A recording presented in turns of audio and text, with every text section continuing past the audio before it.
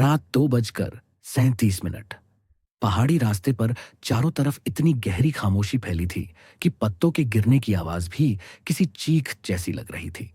हल्की बारिश के बाद जमीन गीली थी और धुंध इतनी घनी कि हेडलाइट्स भी उसे चीर नहीं पा रही थी। वही पल था जब अर्जुन ने सड़क किनारे सफेद साड़ी में खड़ी उस औरत को पहली बार देखा। वह नंगे पैर थी, बाल पूरी तरह भीगे हुए और सिर झुकाए बिल्कुल स्थिर खड़ी, जैसे जीवित हो लेकिन सांस न ले रही हो। अर्जुन की रीढ़ तक सिहरन दौड़ गई।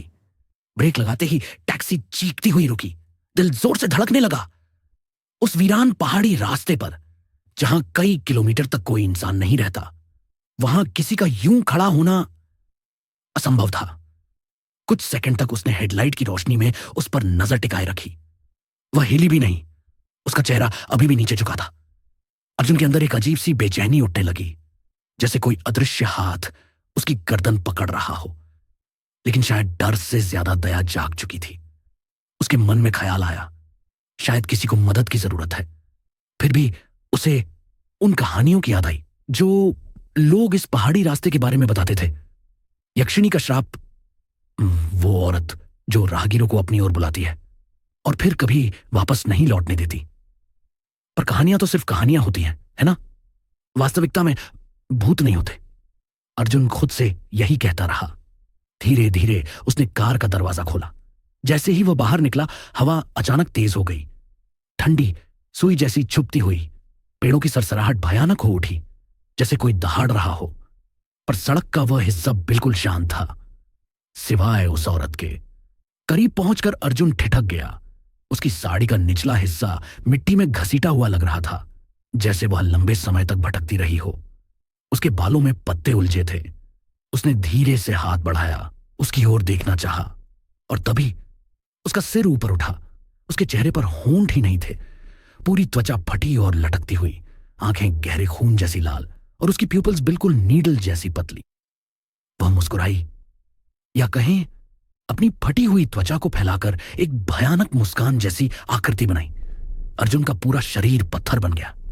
पैर हिल नहीं सके, आवाज गले में अटक गई। वह कुछ कहना चाहता था, पर सिर्फ हवा सीटी सी बजती रही। और तभी उसके पीछे से एक धीमी टूटती हुई आवाज आई, जैसे किसी औरत के गले में फंसी आखिरी सांस। मत जाओ। अर्जुन पलटा तो कोई नहीं था। जंगल काला, सड़क सुनसान, हवा थमी हुई, लेकिन वह आवाज जैसे उसके कानों के अंदर से आई हो। उसने फिर उसकी ओर देखा। अब वह औरत उसकी तरफ नहीं देख रही थी। वह उसे देख ही नहीं रही थी। वह किसी और को देख रही थी, जो अर्जुन के बिल्कुल पीछे हो और जिसे वह देख नहीं पा रहा था। उसकी पुतलियां धीरे धीरे अर्जुन के पीछे के खाली अंधेरे को फॉलो कर रही थी, जैसे कोई अदृश्य चीज उसके बेहद पास खड़ी हो। अर्जुन का दम घुटने लगा। वह कार की तरफ भागा, लड़खड़ाते हुए अंदर फिसला और दरवाजा पटककर लॉक कर दिया। इंजन ऑन किया, लेकिन कार स्टार्ट ही नहीं हुई। बार बार चाबी घुमाने पर सिर्फ कर्कश आवाज आती रही। धुंध बढ़ती जा रही थी। वह औरत वहीं खड़ी थी, लेकिन अब उसका शरीर धीरे धीरे पीछे से धुंध में घुलने लगा था, जैसे किसी ने उसे चीरकर दो हिस्सों में खींच दिया हो। पर उसकी आंखें अर्जुन पर जमी रहीं, बिल्कुल आखिरी पल तक।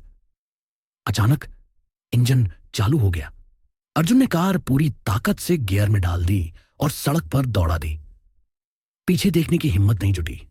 3 किलोमीटर बाद उसे एक ढाबा दिखाई दिया, एकमात्र रोशनी। वहां पहुंचकर उसने कार रोकी और हांफते हुए बाहर निकला। बारिश फिर तेज हो गई थी। उसने खुद को समझाना चाहा कि शायद जो उसने देखा वह सिर्फ भ्रम था। थकान, तनाव, सड़क दुर्घटना की खबरें, सब दिमाग खेल कर रहे थे। लेकिन तभी उसने कार की खिड़की पर ध्यान दिया। बाहरी शीशे पर धुंध के बीच उभरकर एक उंगली से लिखी हुई लाइन दिखाई दे रही थी, मैंने कहा था मत जाओ। अर्जुन वहीं जम गया। उसकी सांसें रुक गईं, मगर असली झटका अभी बाकी था। कांच के निचले हिस्से में उंगलियों के निशान के अलावा एक पूरा हाथ का निशान भी था। ऐसा हाथ जिसमें 4 की बजाय 5 उंगलियां नहीं, बल्कि 7 उंगलियां थी, और वे अभी भी ताजा खून से भीगी थी। लोग कहते हैं अर्जुन आज भी जीवित है, लेकिन हर रात ठीक 2:37 पर वह चीखता हुआ उठता है। उसकी चीख सुनकर लगता है जैसे किसी की सांसें गले में फंस रही हों। और सबसे डरावना सच, उसकी कार की पिछली सीट पर आज भी वो धुंधली हाथ की छाप मौजूद है, जिसे कोई मिटा नहीं सकता। कुछ लोग कहते हैं वह यक्षिणी अब भी पहाड़ी रास्ते पर किसी और के इंतजार में खड़ी है, और जब अगला शिकार गुजरेगा वह फिर पूछेगी, मत जाओ